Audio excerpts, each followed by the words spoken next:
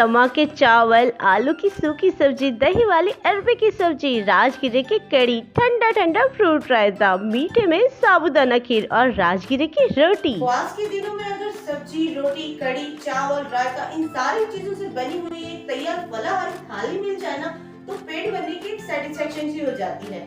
तो आइए बनाते हैं आज फलाहारी थाली। तो शुरू करें। तो ये थाली बनाने की शुरुआत करते हैं हम समा के चावल से, जिसके लिए हम यहाँ पर आधा कप समा के चावल जो होते हैं ना, उसे करीब 15-20 मिनट के लिए भिगोने के लिए छोड़ देंगे। सबसे पहले इन्हें अच्छे से वॉश कर लेंगे और ऊपर से इसका जो गंदा पानी होता है ना, वो हटा लेंगे। उसके बाद इसे भीगने के लिए छोड़ देंगे। उसी के साथ यहाँ पर मैंने तड़का तैयार कर लिया है, जिसमें 1 चम्मच जितना घी, जीरा, उसी के साथ इसके अंदर डाल दिया थोड़ा सा करी पत्ता। करी पत्ते से ना इसका स्वाद बहुत ही अच्छा आता है। साथ ही में कुटी हुई थोड़ी सी अदरक और कुटी हुई थोड़ी सी हरी मिर्च। ये सारी चीजों को अच्छे से सौते करने के बाद एक आलू ले लिया था, जिसके मीडियम साइज के टुकड़े कर लिए थे और उसे भी हल्का हल्का सा भून लिया। आलू को जल्दी से पकाने के लिए इसके अंदर करीब आधा कप जितना पानी और डाल दिया था, जिससे आलू जो है वो जल्दी से पक जाए। उसी के साथ आलू को ढक दिया ताकि 3-4 मिनट के अंदर आलू हमारे अच्छे से गल जाए। तो आलू यहाँ पर अच्छे से गल गए थे। तो इसी टाइम पर जो हमारे समा के चावल थे ना, वो अच्छे से भीग गए थे, उन्हें भी डाल दिया। उसे हल्का सा रोस्ट कर लिया और रोस्ट करने के बाद इसके अंदर करीब 2 टेबलस्पून जितनी कुटी हुई मूंगफली डाल दी। उसी के साथ इसके अंदर नमक और डाल दिया। नमक हमें सेंधा नमक डालना है, उसका बिल्कुल ही ध्यान रहे। सारी चीजें अच्छे से मिक्स करने के बाद इसके अंदर करीब 1.5 कप जितना पानी और डाल दिया। और अब हमारे समा के जो चावल है ना, उसे हम ढककर पकाएंगे करीब 8 से 10 मिनट के लिए। तो यहाँ पर हमारे समा के चावल बनकर तैयार हो गए थे। तो अब बारी आ जाती थी थाली की दूसरी डिश तैयार करने की, जिसके लिए मैं तैयार कर रही हूँ आलू की सूखी वाली सब्जी। तो आलू की ये सूखी वाली सब्जी तैयार करने के लिए ज्यादा देर नहीं लगती और ना ही ज्यादा मेहनत लगती है। तो सबसे पहले हम यहाँ पर पैन के अंदर थोड़ा सा घी, साथ ही में जीरा और 3-4 कड़ी पत्ते डाल लेंगे। थाली की हर एक डिश ना हम घी से तैयार कर रहे हैं। इसी के साथ यहाँ पर थोड़ा सा कुटा हुआ अदरक और थोड़ा सा यहाँ पर मैंने हरी मिर्ची को डाला हुआ है। हरी मिर्ची को ना मैंने बारीक कट किया हुआ था। आलू की सब्जी में बारीक कटे हुए हरी मिर्ची अच्छी लगती है। साथ ही में डाल दिया यहाँ पर 1 टेबलस्पून जितना मूंगफली। ये भुनी हुई मूंगफली थी और हल्की सी क्रश की हुई थी, ज्यादा इसका बारीक पाउडर नहीं किया था। और उसी के साथ 2 मीडियम साइज के उबले हुए आलू भी डाल दिए थे। तो यहाँ पर ना मैं सब्जी बनाने के लिए उबले हुए आलू का इस्तेमाल कर रही हूँ। इसकी सब्जी ज्यादा ही टेस्टी लगती है, क्योंकि हम एक और सब्जी भी तो तैयार कर रहे हैं ना। इसी के साथ लास्ट में डाल दिया थोड़ा सा सेंधा नमक और बस फिर क्या, तैयार हो गई थी हमारी सब्जी। गैस को टर्न ऑफ कर दिया और उसके बाद इसके ऊपर डाल दिया थोड़ी सी हरी धनिया को। बारीक कटा हुआ हरा धनिया अगर सब्जी में डाला जाए तो सब्जी का स्वाद ही बदल जाता है। साथ ही में 1 टेबलस्पून जितना नींबू का रस भी डाल दिया। सारी चीजों को अच्छे से मिक्स कर लिया। बस तैयार हो गई हमारी आलू की सूखी वाली सब्जी।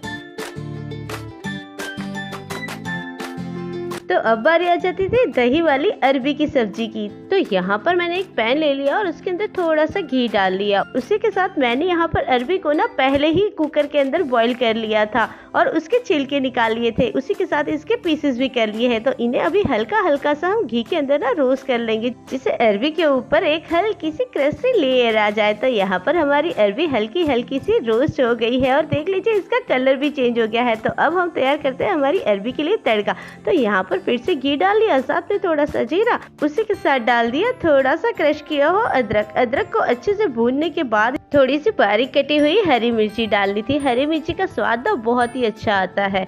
तो यहाँ पर हरी मिर्ची को अच्छे से सौते कर लिया था। जैसे ही हरी मिर्ची सौते हो गई, मैंने सबसे पहले ना गैस को टर्न ऑफ कर दिया और उसके बाद इसके अंदर डाल दिया करीब आधा कप जितना दही। दही को मैंने पहले से ही विस्क कर लिया था। नीचे से हीट बंद होने की वजह से दही बिल्कुल भी नहीं फटा था। उसी के साथ जो हमने रोस्ट की हुई अरबी थी ना, उसे भी डाल दिया और साथ ही में डाल दी थोड़ी सी कुटी हुई मूंगफली।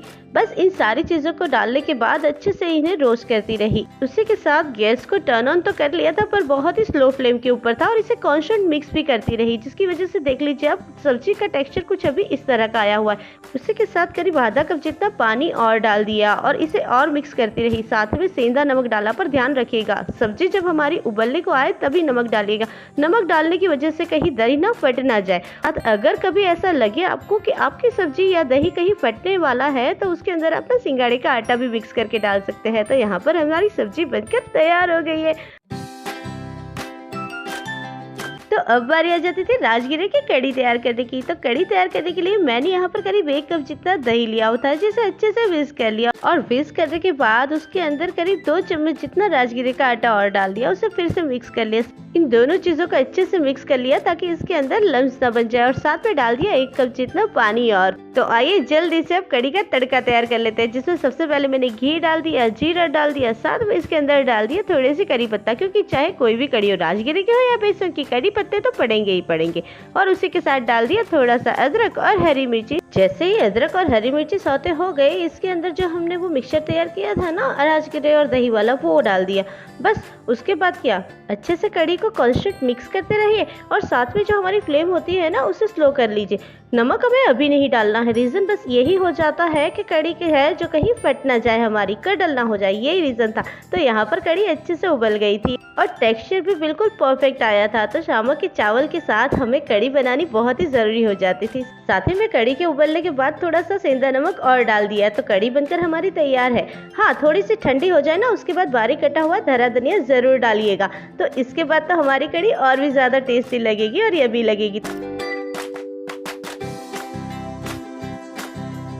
तो आइए जल्दी से तैयार करते हैं फ्रूट रायता। फ्रूट रायता तैयार करने के लिए यहाँ पर मैंने करीब 1 कप जितना दही ले लिया था, जिसे अच्छे से विस्क कर लिया और उसके अंदर करीब 1 टेबलस्पून जितनी चीनी का पाउडर डाल दिया था। उसी के साथ थोड़ा सा काली मिर्च का पाउडर भी। सारी चीजें अच्छे से मिक्स करने के बाद थोड़े से कटे हुए केले, अंगूर, अनार और उसी के साथ डाल दिए सेब। सेब के मैंने छिलके निकाल लिए थे। तो ये सारी चीजें अच्छे से डालने के बाद सबसे पहले मैंने इसे मिक्स कर लिया और मिक्स करने के बाद मैंने इसे लगा दिया फ्रिज में, ताकि जब हम रायता सर्व करें ना तो बिल्कुल ही ठंडा ठंडा हो। तो लीजिए, मिक्स फ्रूट रायता भी तैयार हो गया।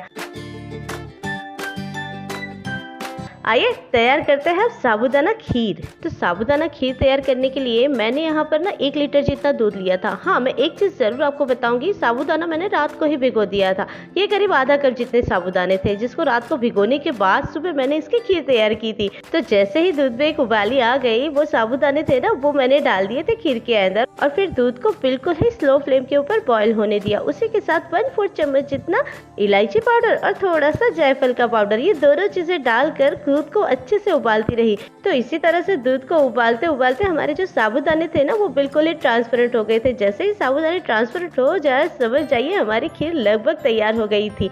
इसी के साथ बीच में मैंने डाल दिया था थोड़ा सा केसर का पानी और केसर के धागे। और तो यहाँ पर लगभग सारी चीजें एक बार बॉईल हो जाए, उसके बाद अब इसके अंदर डाल देंगे चीनी।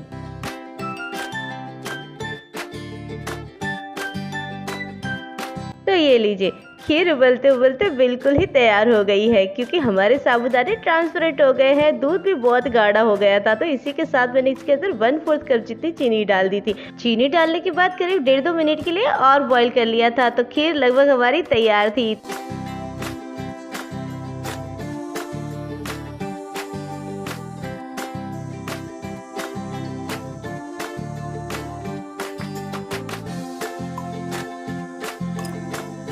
तो आइए अब तैयार करते हैं राजगिरे की रोटी। तो राजगिरे की रोटी तैयार करने के लिए मैंने यहाँ पर करीब आधा कप जितना राजगिरे का आटा ले लिया था। उसी के साथ 1/4 कप जितने बॉईल किए हुए आलू और साथ ही में थोड़ा सा कूटा हुआ अदरक, कुटी हुई हरी मिर्ची, उसी के साथ थोड़ा सा सेंधा नमक, इन सारी चीजों को डालकर अच्छे से मिक्स कर लिया। आलू के अंदर मॉइस्चर था, इसलिए पानी की बहुत ही कम जरूरत पड़ी थी। तो लास्ट में थोड़ा सा पानी और डाल दिया। उसी के साथ आटे को अच्छे से गूंथ लिया और लास्ट में ना इसके ऊपर 1 चम्मच जितना घी डालकर आटे को थोड़ा सा ठीक ठाक सा कर लिया। उसी के साथ उसे ढककर करीब 15-20 मिनट के लिए एक बार रेस्ट के लिए रख दिया। तो 15-20 मिनट के बाद हमारा आटा रोटी बनाने के लिए बिल्कुल रेडी था। उसी के साथ आटे के ना छोटे छोटे से बॉल तैयार कर लिए, क्योंकि यहाँ पर हम जो रोटी तैयार कर रहे हैं लगभग फुलके की तरह तैयार करेंगे, बिल्कुल ही पतली पतली और छोटी छोटी वाली। तो यहाँ पर मैंने कुछ इस साइज के बॉल्स तैयार किए हुए थे। तो आइए जल्दी से अब रोटी को भी बेल लेते हैं। तो रोटी बेलने के लिए सबसे पहले मैंने ना सूखा आटा लिया हुआ था। सूखा आटा आप चाहे सिंगाड़े का भी ले लीजिए और राजगिरे का भी ले सकते हैं। तो यहाँ पर रोटी बेलनी शुरू कर दी है और लगभग हमारी रोटी बेलकर तैयार है। तो ये देख लीजिए रोटी कितनी पतली पतली बेली है। मैंने बताया था ना आपको कि फुलके की तरह इन्हें बेलना है मुझे। तो यहाँ पर हमारी रोटी बनकर तैयार हो गई है। आइए जल्दी से इसे सेक लेते हैं। जैसे ही रोटी एक तरफ से सिक जाए, आइए उसे दूसरी तरफ से पलटा लेते हैं और पलटा कर इसके ऊपर हल्का हल्का सा घी और लगा लिया है। घी लगाने के बाद रोटी हमारी फुलके की तरह फूल रही थी। तो ये देख लीजिए बिल्कुल इसी तरह से दूसरी तरफ भी थोड़ा सा घी लगा लिया, घी लगा के उसे दूसरी तरफ भी ऐसे ही सेक लिया था। तो हमारी रोटियां बनकर तैयार है। तो आइए अब जल्दी से थाली तैयार करते हैं हम।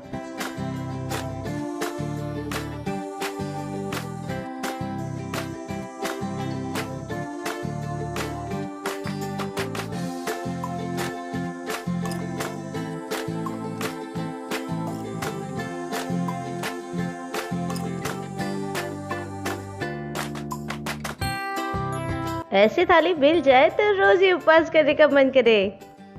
Please like, share and subscribe my channel.